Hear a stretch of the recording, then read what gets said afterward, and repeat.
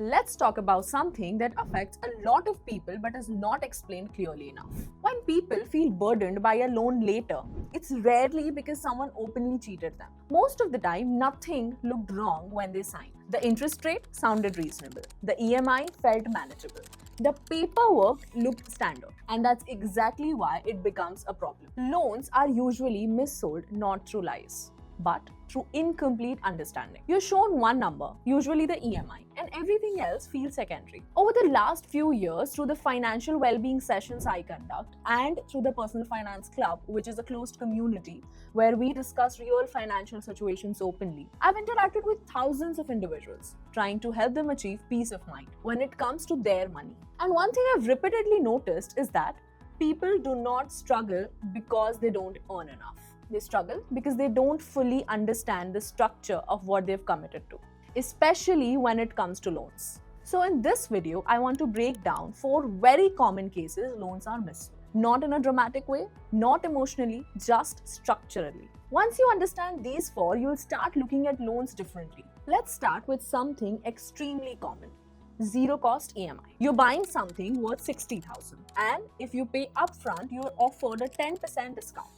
So you pay 54,000, or you choose a 6-month zero cost EMI, that is 10,000 every month, so a total of 60,000. At first glance, it feels like you're paying the same price. There's no visible interest and it sounds fair. But look closely. The moment you chose EMI, you gave up 6,000 rupees.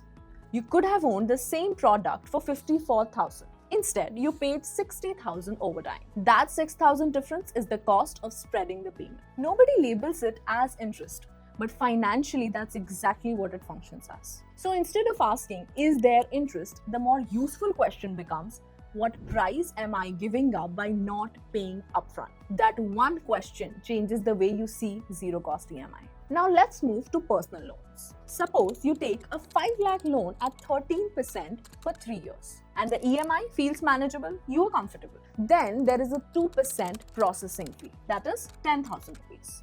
Add GST and it becomes roughly 11,800 rupees. This amount is deducted before the loan is disbursed. So instead of receiving 5 lakh in your account, you receive around 4,88,200 rupees. But your EMI is calculated on the entire 5 lakh, which means you're paying interest on an amount that never fully came into your bank account. The interest rate on paper has not changed, but your real cost has increased. Most people never look at how much money actually reaches them. They only focus on the EMI and the percentage mentioned. That gap between what you receive and what you repay is where misunderstanding quietly begins. Next one is flat and reducing interest.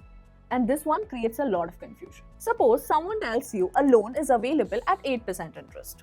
It sounds low, but the important question is 8% in which structure? In a reducing interest loan, interest is charged only on the remaining balance. As you repay month by month, the outstanding amount reduces and the interest reduces along with it. Whereas in a flat interest loan, interest is calculated on the entire original amount for the full duration, even though you're repaying every month. So if you borrow 3 lakh for 3 years at 8% flat, interest is calculated as if you have still borrowed 3 lakh for all 3 years. That 8% flat often ends up feeling closer to 14 to 15% when compared to a reducing structure. The number itself isn't false, but if the structure is not clearly explained, it feels misleading later. And most people don't realize there are 2 different ways interests can be calculated. Now let's talk about another common pattern, which is insurance bundling. You take a 10 lakh rupees home loan. You're advised to take loan protection insurance worth 60,000. So instead of paying separately, the premium is added to your loan. Now your loan becomes 10 lakh 60,000 and you pay interest on that extra 60,000 for 15 to 20 years. Insurance itself may be useful,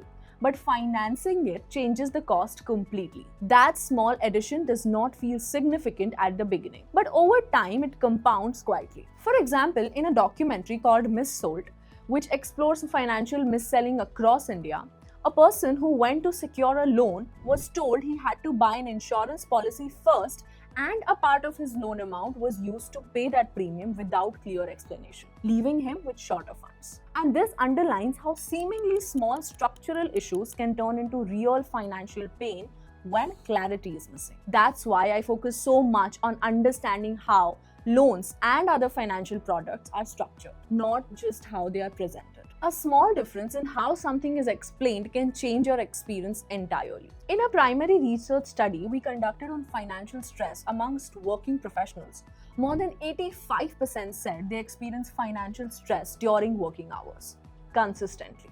And when we explored further, many of those cases were not about low income. They were about commitments that felt manageable at the beginning but became mentally heavy over time. And in most cases, the root cause was not recklessness, it was incomplete understanding. When money lacks clarity, it occupies mental space, and that is the real cost of mis-selling. So before signing, instead of focusing only on the EMI, pause and ask yourself, what is the total amount I will repay over the full tenure? How much money will actually reach my account after all the deductions? Is interest calculated on the remaining balance or on the full original amount throughout? If I close the loan early, what will it cost me? These are not technical questions, these are clarity questions. Loans are not inherently bad. Credit can be useful and even strategic when understood properly. If this video made you think differently about loans, tell me in the comments. What's one question you'll start asking before signing anything? And if you want more conversations like this, stay with me by subscribing to my channel.